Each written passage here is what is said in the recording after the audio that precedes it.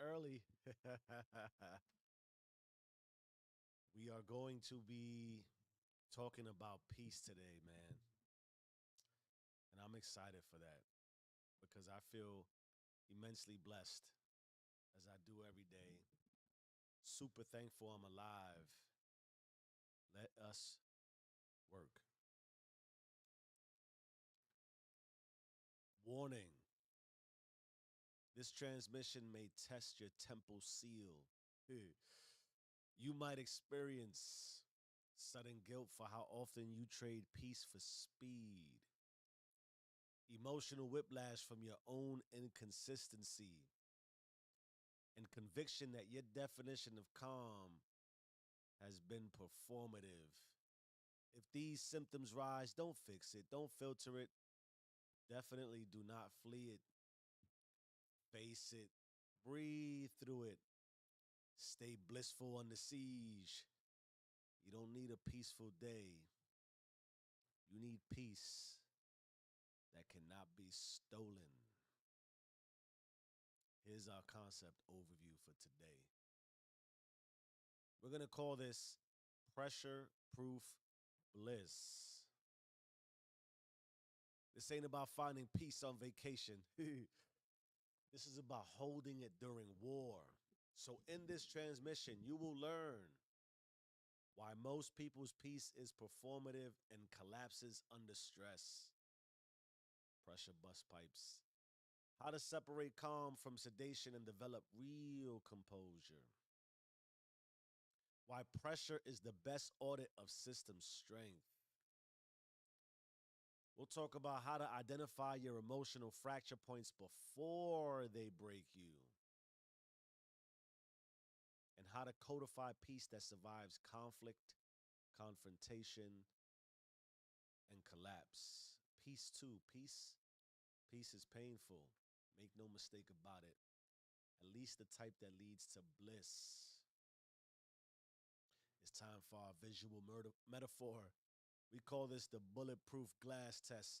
Immerse yourself. Close your eyes if it makes you feel better and take the journey with me. Imagine you're standing behind a massive glass wall and someone starts firing rounds at it. The glass don't flinch, doesn't crack, doesn't even echo. You are calm. Not because there's no fire, but because the seal was certified to withstand it. That is pressure proof bliss. Not the absence of impact, but the proof of integration. Mm. Let's get into the personal perspective. Did you flinch when the bullets went off? Life is firing at you all day, every day, from the minute you rise to the minute you rest. We're going to talk about bliss that doesn't break from the cliche Jeff perspective. Let me tell you what I learned. I just said it. There's always heat, and the fire's always coming. And what I've learned is that we tend to think pressure only shows up in big moments. But the highest pressure environments we'll ever face is ourselves. Aligning your mind, body, and spirit. Ooh, that is war. And on some days, like right now, your body's exhausted, but your mind and your spirit are ready to sprint. Other days, your soul is screaming for silence, but your to do list does not care. So, you want harmony, you're going to have to train for it because real bliss is not a break, it is a battlefield. Let me tell you what I've been exposed to. I've led multiple multi-million dollar projects. I'm in one right now. The kind that require 50-person teams, 12-month timelines, project managers for project managers, and strategy on top of strategy. And I can tell you firsthand, you can plan perfectly and still end up in hell. That's just the game. It doesn't matter how many project plans, sprint schedules, resource charts, or scope documents, something will always go sideways. And why? Because we don't and we can't plan for the unknown. We plan for what we think we know. So, of course, there I was doing my thing, deep in a high stakes deployment. Been there, done that. Everything was lined up. Resources on point. Phases ahead of schedule. Woo, we winning. We winning. We winning. And we're stacking them. I'm feeling good. You understand? And it wouldn't be a story if something didn't break. If something broke, not in the tech, but in the humans. A cultural friction point that we couldn't forecast. A visibility bomb just dropped right in the middle of everything. And my CIO, because there's pressure, there's exposure, and I deeply respected him. Straight exploded on me in front of the entire room and vendor team. It's embarrassing. No grace, no protection, just fire. There was no bulletproof glass. And here's the thing, you got to remove emotion. He wasn't wrong, but here's also the thing, neither was I. But what really mattered is who wasn't right. It was who could keep their peace. Because the old me, the less seasoned, exposed me, my ego would have flared, and I would have just burned the room down with him. But the reality is, if I had matched his flame with mine, I would have lost everything I built. Not because I was unworthy, but because I was unsealed. So here's what that moment taught me. Sometimes peace is not defending yourself. Sometimes it's letting the fire burn without letting it torch your identity. So this is how I now move through every moment of pressure. To me, life is always full of pressure, so I train my consciousness daily. I rehearse composure the way others rehearse panic. I stretch my spirit the way I stretch my body. I bring heaven to hell without losing either. Because if peace isn't proof, it's if peace isn't pressure proof, it's not peace, it's performance. I journaled something yesterday. Let's check the chat. 4:06 on a Wednesday. Is it hump day? Is that what we culturally call it? Trying to get through the middle of the week. You had such a rough weekend. You had to rest from the stressful last week. You panicked into Monday because Monday's full of pressure because you got to start the week. Now you're in the middle of the week. You're looking forward to the end of the week to do it all over again. That's pressure. I'm not judging you. I'm just asking you. So one of the things I journaled, we're going to get into a reflection series for the Do You Rules recorded podcast episodes. And one of the things I'm learning, and one of the things I've learned about myself is that it's very trendy and I think starting to become very common and to the forefront of consciousness to talk about instancy and immediate gratification. And we talk about immediate gratification here quite often, if not in literal language, we certainly imply it and drive towards it. In any event, one of the things I talked about was sort of the immediacy glitch and how life is so immediate. And in IT and in tech, I can relate. It helped a lot of my role in my life. One of the first things I actually did was I was the Crackberry. I know there's a movie on it, the BlackBerry, before the iPhone. I used to deploy the Crackberries, changed everything. Like in business, when we started to be able to text and email and get to people real time, it increased the pressure.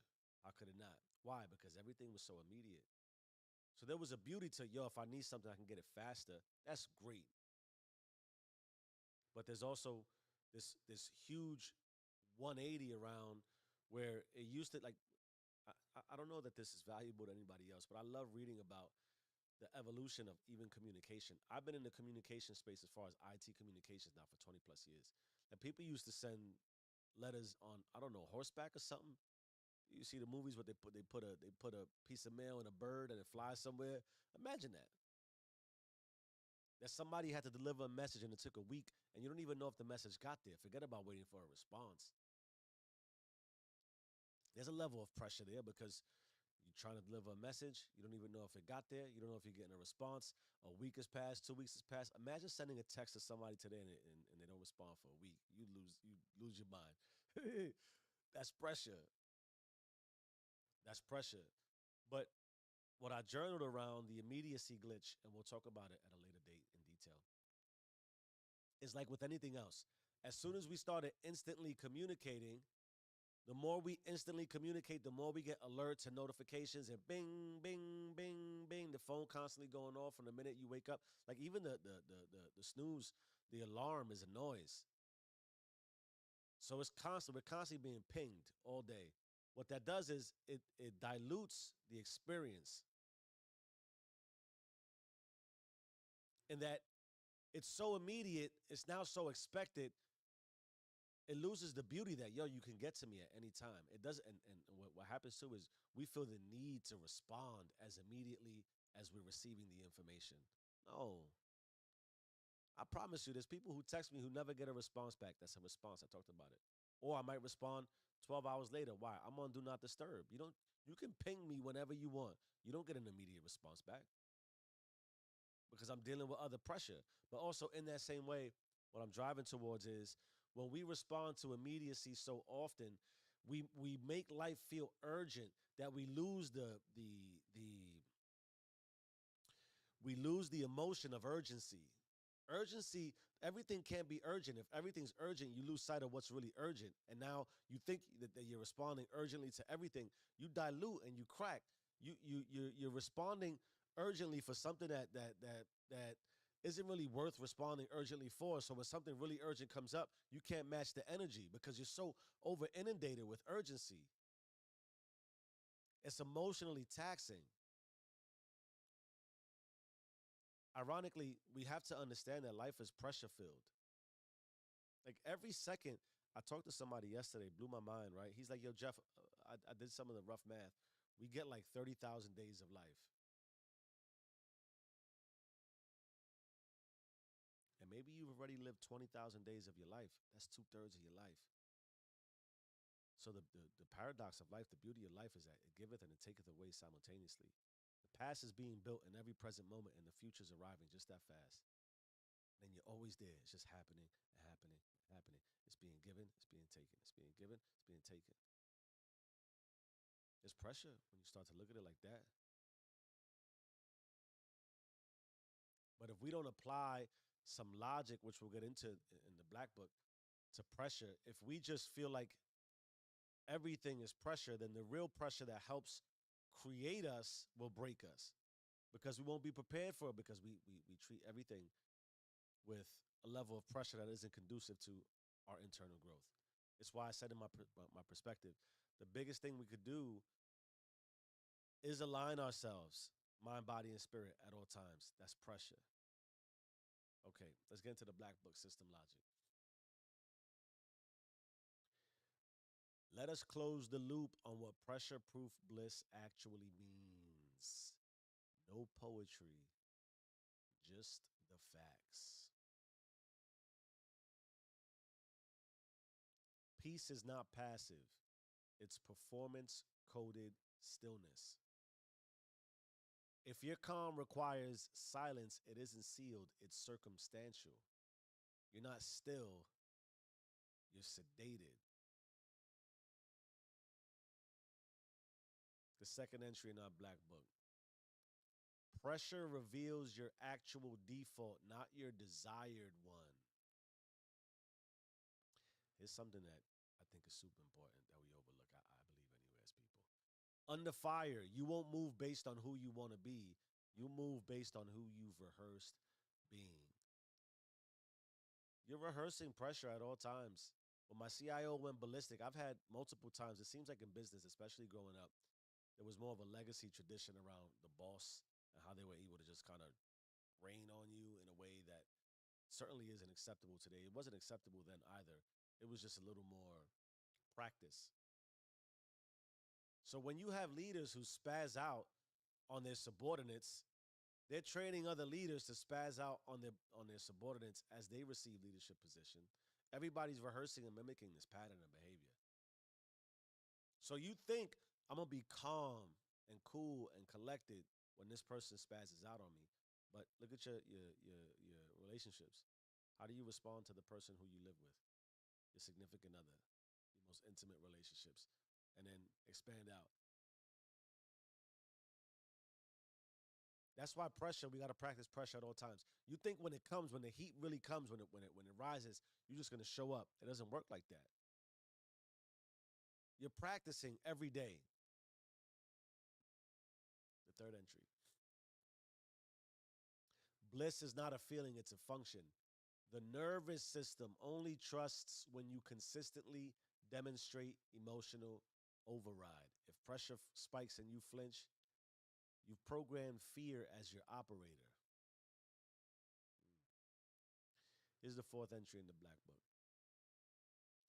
The lie is that peace must feel good. The truth is that it must hold firm. Such a big difference. Bliss that folds at inconvenience isn't bliss, it's a dopamine patched stitch over fear. The fifth entry. If fire always makes you reactive, you never had control, you had delay. Most people don't stay calm, they just postpone their breakdown until the pressure outlasts their performance. And they call it burnout.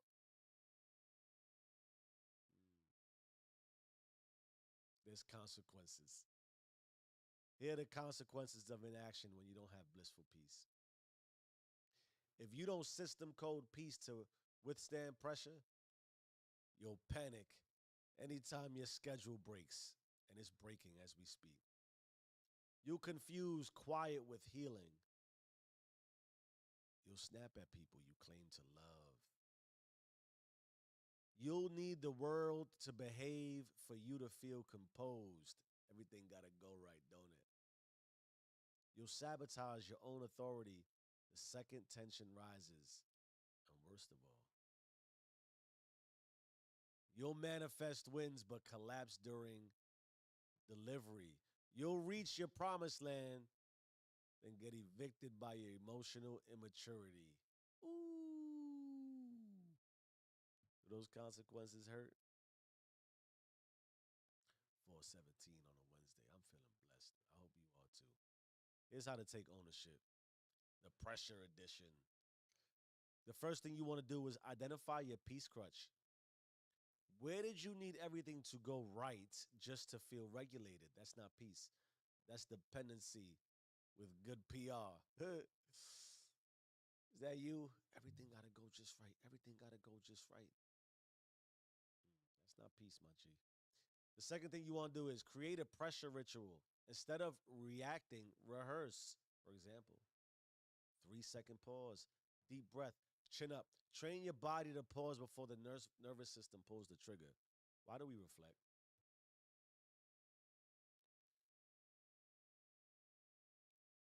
Do you not reflect? And I'm not talking about calling your best friend or your complaint buddy to talk about how difficult your boss is or your difficult your spouse is and how difficult it is to raise kids. That's one of my biggest pet peeves. It's one of the reasons too why at my son's soccer practice, a lot of times I go for a run. But little meetups where parents get together to talk about how hard it is to raise kids. What are you doing?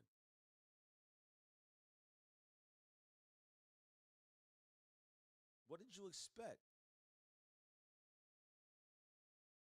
So you reflect to sort of say, okay, if I'm having difficulty raising children, if I'm having difficulty with my boss, if I'm having difficulty with my significant other, complaining about it's not going to change it. You got to train yourself that the next time it comes up, I got to respond to it, not react to it so nervously. You can train yourself to pause. Otherwise, how many more times are you going to get into a situation where you're like, oh, I wish I wouldn't have done that? Or have you already wished that you never have done it for so long, you've accepted you're going to keep doing it in a way that you dismiss that you're not doing it the way you really want to do it for how long you've not been wanting to do it and just keep doing it that way to complain about it? The nervous system's going to give you what it's been trained to do. The third thing you want to do is design a movement anchor. In moments of chaos, move anyway. Send the message, run the set, log the rep, not to fix the fire, but to prove you are sealed in the storm. Sometimes you gotta let it rain and leave the umbrella at home. You ever did that? Stand outside. It's like a movie scene, right? Stand outside in the rain when it's pouring down, torrential downpour. That's one of the reasons why for my running, I never really check the weather. I know it sounds, trendy and motivationally cliche and inspirational. I hate One of the things I hate is being outside and wet. Nobody likes to be wet in clothes. When it rains, I run to prove to myself. That's pressure. That's pressure. I tell you, yesterday I had a great moment. It was in the 70s and the sun was out, and I went for a late run right when the sun was setting, and I was able to appreciate. I ran so many times in the cold this winter. You can get the opposite effect. You can appreciate. There's less pressure when it's nice out. So you go run in the rain, you stand in the rain, you still push through it, and you prove to yourself, yo, when my wife is flipping out, my husband's flipping out, when my kids are flipping out, when my boss is flipping out, when everything's collapsing around me and it's raining, I could just stand there and get wet. Nothing wrong with that. It feels uncomfortable. Uh, you want to dry up as quick as possible, but it doesn't mean you have to further exacerbate and wet the water. If that makes any sense. Like Bruce Lee, be like the water, my friend. You got to practice pressure. You got to prove to yourself that you can stand still when it's difficult and let the storm pass. And if you don't, how could you find peace? All right, we're in our April challenge. What is it, the 23rd? Wow, we got about a week left before we get into May. And if you've been following us and done anything with what we've been doing, there's no way you can tell me you're the same person in May that you were in April. ARR, audit, remix, re-record. We start with an audit. You got the call, now move like it's recorded. Audit one recent moment where your piece collapsed. For example, your boss pushed your deadline and you imploded internally. Why? Because your system was running on outcome control, not internal authorship. That's another thing. I talked about it, I think, tangentially yesterday. It's natural, or maybe the day before. I don't know when I said what. Outcome control. If you're so fixated on what you believe the outcome should be, you'll crack and you'll ruin peace. You'll ruin a moment too where you could have learned something. You also move away from your own creative energy and will to determine how you're going to move through it. The outcome's the outcome. And that's another thing too. Once the outcome hits, all right, it hit, you got second place. Somebody exploded. It's done. There's nothing you could do to get that back. Then you want to remix it. Remix your response to pressure. For example, instead of saying, I'm overwhelmed, say, my system was built for this. Shift the language from identity collapse to system refinement. Then you want to re record. Re record one moment today when pressure spikes. Stay sealed, stay silent, stay rooted. Bliss isn't the absence of fire. It's the refusal to burn emotionally when you've already been forged.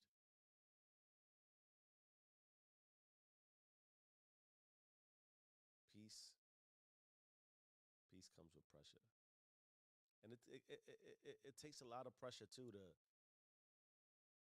move away from the social standard and the social norms. And the likelihood and reality is that if you're trying to do something with your life that is oof, push towards an apex that is massively difficult and long and arduous, any journey, if you pick a goal and you set a goal, it's not usually a short term goal. We stretch our goals. And if you're looking for an infinite goal, there's pressure. And if you can't find peace in it, you'll never be able to get anywhere near where you want to go. If your peace breaks under pressure, it was never peace. It was a lie. I always tell the truth, even when I lie. It was a lie dressed in comfort's clothing. You're not here to find calm, you're here to train composure, not pressure management, pressure immunity.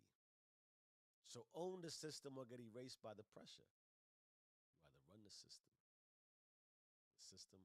runs you. Change your mind, change your life. I am who I say I am. Do you and stay rich.